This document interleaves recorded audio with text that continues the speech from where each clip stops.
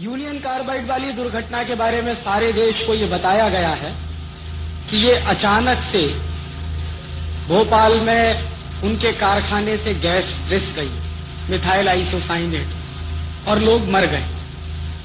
लेकिन उस union carbide के काम में बहुत गहरे में उतरा और इस कंपनी के बारे में बहुत केस स्टडी का काम मैंने किया मेरे विद्यार्थी जीवन में। और सच ये है कि भोपाल के कारखाने में 3 दिसंबर 1984 की रात को जो जहरीली गैस निकली थी वो अपने आप नहीं निकली थी, वो बाकायदा एक्सपेरिमेंट किया गया। भोपाल दुर्घटना एक्सीडेंट नहीं था, वो एक एक्सपेरिमेंट था। और वो एक्सपेरिमेंट क्या था?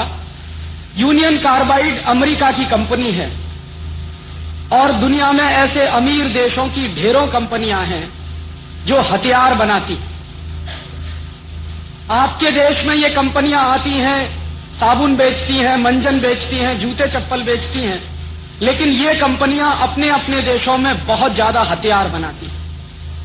और अमेरिका जैसे देश की आमदनी का सबसे बड़ा हिस्सा हथियार की बिक्री से आता है। इस देश की पूरी इकोनॉमी, अमेरिका की पूरी अर्थव्यवस्था हथियारों के व्यवसाय पर टिकी हुई। तो हथियारों का व्यवसाय चलना चाहिए, ये उनकी हमेशा की जरूरत रहती। तो हथियारों का व्यवसाय कब चल सकता है?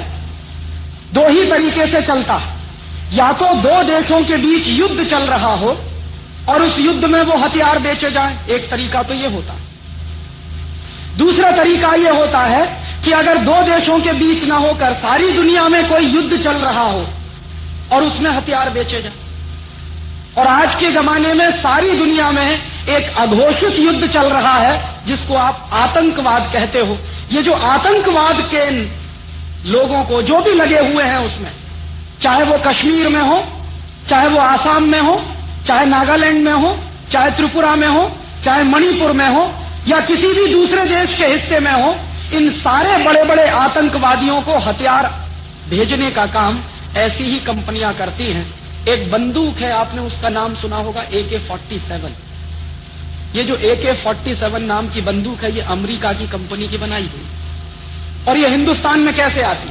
पहले अमेरिका की कंपनियां उसको चीन में बेचती, चीन उसको पाकिस्तान को देता और पाकिस्तान के माध्यम से फिर हिंदुस्तान में आती। और हर साल अमेरिका और यूरोप के बहुत सारे देश लाखों करोड़ रुपए का हथियारों का व्यवसाय करते हैं। और हथियार 2 तरह के होते हैं। एक तो वो हथियार होते हैं जो बंदूक की तरह के हैं, तो गोला बारूद की तरह के हैं। लेकिन आज की दुनिया में कुछ खतरनाक किस्म के भी हथियार बनते हैं जिनको हम केमिकल बम कहते हैं। और ये जो केमिकल बम होते हैं, वो केमिकल बम तोप के गोले से कुछ भिन्न तरह के होते हैं। उनमें जहरीली गैसें भरी जाती हैं और वो जहरीली गैसें जब बम फटता है तो पूरे वातावरण में फैल जाती हैं और वो वातावरण में जो भी आदमी सूंघेगा उस गैस को वो मर जाता है। तो तोप के गोले से ज्यादा असरकारक होता है केमिकल बम। और अमेरिका की ढेरों कंपनियां केमिकल बम बनाती हैं और उन केमिकल बम को बनाने के लिए 2-3 जहरीली गैसें इस्तेमाल होती हैं। एक गैस है, उसका नाम है फॉस्जीन, दूसरी गैस है, उसका नाम है मिथाइल आइसोसाइनेट, और ऐसी 2-3 और गैसें हैं। तो ये जो भोपाल के कारखाने में गैस निकली थी वो मिथाइल आइसोसाइनेट थी। और मिथाइल आइसोसाइनेट गैस का ये टेस्ट करके देखना हो कि ये कितने लोगों को मार सकती है, ये अमेरिका में नहीं किया जा सकता, क्योंकि अमेरिका में वो मानते हैं कि लोगों की जिंदगी की कीमत बहुत है, इसलिए अमेरिका में नहीं कर सकते। और अमेरिका में ही नहीं कर सकते, अमीर देशों में कहीं भी नहीं कर सकते इस तरह के एक्सपेरिमेंट। कारण क्या है? कारण उसका एक सीधा साधा है कि उनके पर्यावरण के कानून बहुत सख्त हैं और सरकारों ने कुछ ऐसी व्यवस्थाएं बनाई हैं कि वहां के लोगों की हत्या नहीं होनी चाहिए कोई भी एक्सपेरिमेंट करने। तो ऐसी कंपनियां ऐसे प्रयोग करने के लिए, जहरीली गैसों के प्रयोग करने के लिए हिंदुस्तान जैसे देशों को तलाशते। और यही हुआ था भोपाल। मिथाइल आइसोसाइनेट गैस निकली और एक रात में 10,000 लोग मर गए। और पिछले 12 साल में 5 लाख से ज्यादा लोग बुरी तरह से प्रभावित हुए।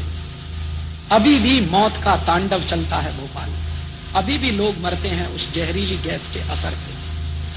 वो उन्होंने बाकायदा खूबसूरत प्रयोग करके देखा, और इसी प्रयोग के बाद फिर अमेरिका की फौजों ने और यूरोप के देशों की फौजों ने केमिकल बम गिराए इराक के ऊपर। जब खाड़ी युद्ध हुआ, खाड़ी युद्ध में वही गैसों के जहरीले बम, वही केमिकल बम उन्होंने गिराए और उनको बराबर उसके परिणाम मिले। लेकिन बम गिराने से पहले के जो प्रयोग किए गए वो हिंदुस्तान जैसों में, ब्राजील जैसे देशों, चिली और कोस्टारिका जैसे देशों, कोलंबिया जैसे देशों, ऐसे गरीब देशों में जहां की सरकारें बिकाऊ होती हैं, वहां पर इस तरह के एक्सपेरिमेंट किए जाते हैं। तो ये जो भोपाल में जो कुछ हुआ था वो ऐसे ही दुर्घटना नहीं, वो हिंदुस्तान के लोगों पर किया गया एक्सपेरिमेंट है।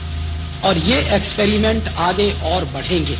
ऐसे ढेरों एक्सपेरिमेंट किए जा रहे हैं। एक विदेशी कंपनी आई है, हिंदुस्तान में दवा बेचती है, और वो दवा दुनिया के किसी भी देश में नहीं बिकती है। अभी तक उस दवा के ऊपर कोई क्लिनिकल टेस्ट नहीं किया गया है, कोई क्लिनिकल ट्रायल नहीं किया गया है, लेकिन यहां के लोगों के ऊपर उस दवा का क्लिनिकल टेस्ट और क्लिनिकल ट्रायल हो रहा है। उस दवा का नाम है नॉरप्लांट। बहनों के ऊपर हो रहा है, में नहीं चलती, अमेरिका में नहीं चलती, ब्रिटेन में नहीं चलती। ऐसी तकनीकों को लाके हिंदुस्तान में डंप कर रहे हैं। और आपको मैं बताऊं, ये जो बंबई है ना, और बंबई के बाजू में पूरा गुजरात है, मैं आज आपसे ये कह रहा हूं कि अभी तो एक भोपाल बना है हिंदुस्तान में। गुजरात में तो 50 से ज्यादा ऐसी जगह हैं जो किसी भी दिन भोपाल बन सकते हैं। आपको मालूम है इस गुजरात की कहानी क्या है? ये गुजरात एक जमाने में कृषि प्रधान प्रदेश था। आज पूरा का पूरा प्रदेश केमिकल इंडस्ट्री वाला प्रदेश बन गया। मैं जब भी बड़ौदा से गुजरता हूं, जब भी भरूच और अंकलेश्वर से मेरी ट्रेन गुजरती है, सिर में चक्कर आने लगता है। बड़ौदा के लोग मुझसे बताते हैं, मैं जाता हूं बड़ौदा, पानी वहां का जहरीला हो गया, जमीन के नीचे से निकलने वाला पानी जहरीला हो गया। और ऐसे 60 से ज्यादा प्रोजेक्ट गुजरात में चल रहे हैं। जो टेक्नोलॉजी आई है विदेशों से, वो दुनिया के सारे देशों में रद्द कर दी गई है, बैन कर दी गई है। वो टेक्नोलॉजी गुजरात में लाई गई है। तमाम जगहों पर उसके कारखाने चल रहे हैं, और पर्यावरण का प्रदूषण ही नहीं बढ़ रहा, लोगों के मौत की तैयारी हो रही है। किसी भी दिन आपको पता चलेगा कि दूसरा भोपाल कहीं बड़ौदा में बनेगा या बड़ौदा के आसपास बनेगा। और एक बार बच चुका है बड़ौदा के पास जो बड़ा प्रोजेक्ट है केमिकल टेक्नोलॉजी वाला, एक बार उसमें ऐसी दुर्घटना हुई। भगवान की कुछ ऐसी कृपा थी कि उस दिन हवा जो थी वो बड़ौदा से बाहर की तरफ बह रही थी। अगर हवा बड़ौदा शहर के अंदर की तरफ बह रही होती तो बड़ौदा नहीं रहता। इतने खतरनाक प्रोजेक्ट इस देश में आए, और ये सब टेक्नोलॉजी के नाम पे लाए गए। और ऐसे जगह जगह विनाश के कारखाने खड़े किए जा रहे हैं। और ये सारी की सारी केमिकल इंडस्ट्री वहां से बंद की जा रही है, यूरोप के देशों से, अमेरिका के देशों से, और उसको हमारे यहां लाके लगा रहे हैं। मुझे दर्द बहुत है अपने दिल में भोपाल का, क्योंकि 12 साल हो गया है, अभी तक किसी को न्याय नहीं मिला।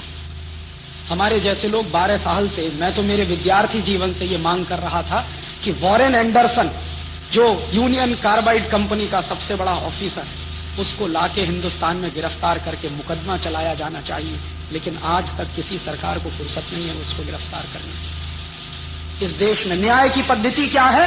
आपकी आंखों के सामने, मेरी आंखों के सामने हजारों लोग मरे हैं, लाखों लोग मर रहे हैं, लेकिन उनको हम न्याय नहीं दे पा रहे हैं। ये कैसा न्याय है? ये भोपाल में हुआ है और अगले तमाम जगहों पर होने की तैयारी है। इसलिए मैं आपको चेतावनी दे रहा हूं कि ये भोपाल एक नहीं है, हिंदुस्तान में 60-70 भोपाल बन सकते हैं किसी भी दिन। जिस दिन वहां इस तरह के एक्सपेरिमेंट होने शुरू हो जाएंगे, वो भोपाल बन जाएंगे। क्योंकि वो मानते हैं कि हम और हमारे जैसे लोग तो विदेशी कंपनियों की लेबोरेटरी के चूहे हैं, हमारी तो कोई औकात नहीं है, हमारी तो कोई हैसियत नहीं है, मरे तो मर जाएं। और उससे भी ज्यादा दुख मुझे दूसरी बात का होता है कि भोपाल में जो हजारों लोग मर गए, हमारे दिल में कहीं हलचल नहीं हुई।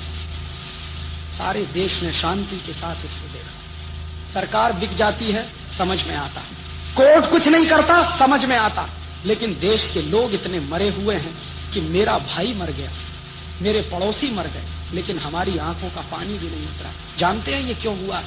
ये मैं मेरे भाषण में जो कह रहा, सिर्फ दुर्घटना नहीं, भोपाल एक चेतावनी है कि अगले कुछ वर्षों में अगर हम नहीं जगे तो हिंदुस्तान में जगह जगह भोपाल बनेगी।